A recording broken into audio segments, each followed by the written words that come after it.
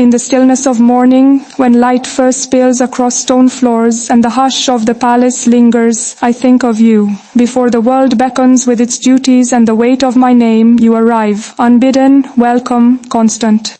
I could live 1,000 dawns and still find wonder in the way you make the day feel like a promise rather than a responsibility. You who exist not in my world of duty, but in the softer one I keep secret within. How strange and beautiful it is to crave nothing but the sound of your voice in a life already filled with ceremonial choirs. In halls echoing with ancient stories, you are the new language I long to speak. My heart, trained to be composed, becomes wild when you near.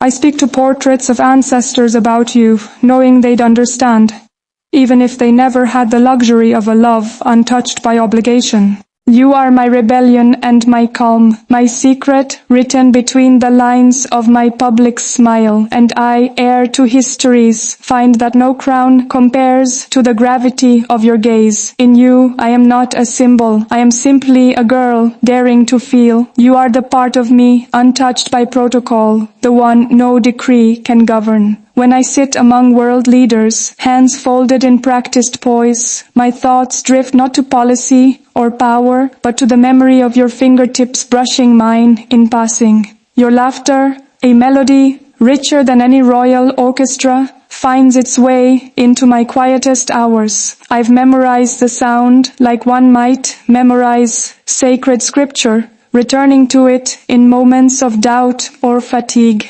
You've become the rhythm to which I breathe, the certainty in a world where everything else feels measured and watched. When we part, I carry the ghost of your presence like perfume on my skin. No speech I give, no headline I make, no diplomatic success feels complete, unless you've seen the soul behind it.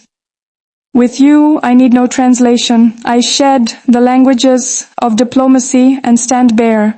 Understood. I write your name in the margins of official briefings, sketch your smile in the corners of maps. Every nation I visit, I imagine how your hand would feel in mine beneath those same skies. You, my constant, are the only geography I wish to learn by heart. What is monarchy next to love? What is a throne compared to the hush between our conversations? The ones no one else hears. I could trade a kingdom for a day with you and still believe I made a fair bargain. The tiaras they place on my head weigh less than the thought of not seeing you again. And still, I wear them not because I must, but because I hope they might reflect back even a sliver of how you look at me, as though I'm not just royalty, but worthy. There is a magic in your presence that outshines any crown jewel, a softness in your voice that silences the fanfare. When you call me Leonor, not princess, not highness, just Leonor, I come undone in the best way. You reach for the girl beneath the title, and she, so often hidden, comes to life. I speak in ancient dialects of diplomacy by day, but at night my heart writes poetry in the syllables of your name. And if I falter in my royal duties, know that it is not neglect. It is because I am remembering your touch, replaying the way your eyes hold me as though I am the most ordinary, most extraordinary thing. Every letter I draft to you feels like confession, though my sins are only longing and dreams. I hide them in my journal beneath carefully folded papers, sealed not with wax, but hope.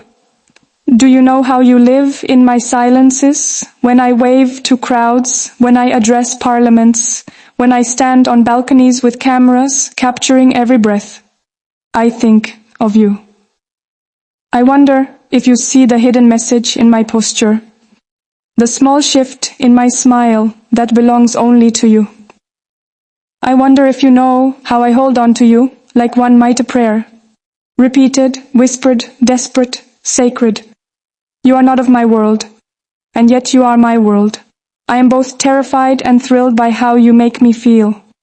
No battle, no speech, no coronation will ever rival the war waged in my chest when you touch my hand and remind me I am alive. I love you like a secret passed through generations, like a lullaby sung through centuries, like a truth the monarchy could never silence.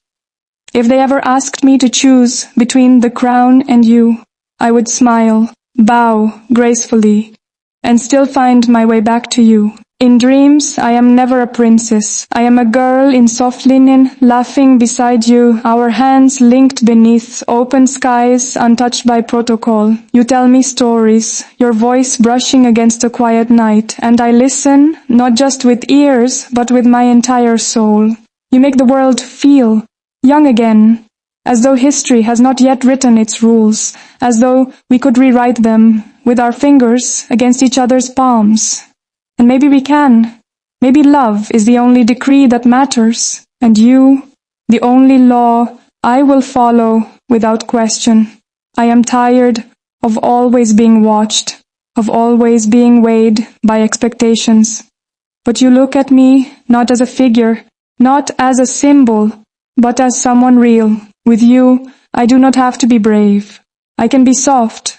I can be afraid. I can be 19 and unsure. I can be in love. The real kind, the kind that whispers promises in stolen moments and writes futures in the space between words. And though they call me heir, I know that the only legacy I truly want is the story of you and me, written not in history books, but in the small, immortal places where hearts remember. When they dress me in state robes, pin medals to my chest, and hand me speeches written with care. I smile because I must, but inside I am tracing the memory of your hand against mine, the laugh you shared under starlight, the way you said my name like it was the only word you ever loved. You have become the measure of time for me, before you and after you, I cannot go back to just being what they trained me to be. There is a new melody in me now, and it sings only your name. Even the chandeliers above royal halls cannot match the shimmer you bring to my gaze. You once told me that loving a princess must feel distant, like touching something behind glass. But you broke through, didn't you? You reached in. You pulled me free. And now I look for your face in every crowd, your reflection in every mirror. I am no longer just a name printed on currency or spoken in oaths. I am yours. Quietly, fiercely, irrevocably, you are the one thing they did not prepare me for. And yet, somehow, loving you feels like what I was born to do. When I see the world from balconies and motorcades, from security-tinted windows and guarded rooms, I wonder what you're doing. If the sun feels different where you are. If the air is lighter. My world is measured and mapped, but with you, it feels spontaneous and vast. You're the one place I can go where I do not have to be more than who I am. When I tell you I love you, it is not with the grandness of royal declarations. It is with the hush of someone who has finally found home. You are my compass. When the world spins with protocol and tradition, you remain fixed, steady, warm. And I, once trained to be unshakable, am beautifully undone by you. You soften the sharpness I've had to wear like armor. You remind me that beneath the layers of silk and expectation, there is still skin that longs to be touched, a heart that longs to be held. You ask me what I wish for when I close my eyes, and my answer is always the same. This, us, still, always. If my life must be a stage, then let your love be the script I follow.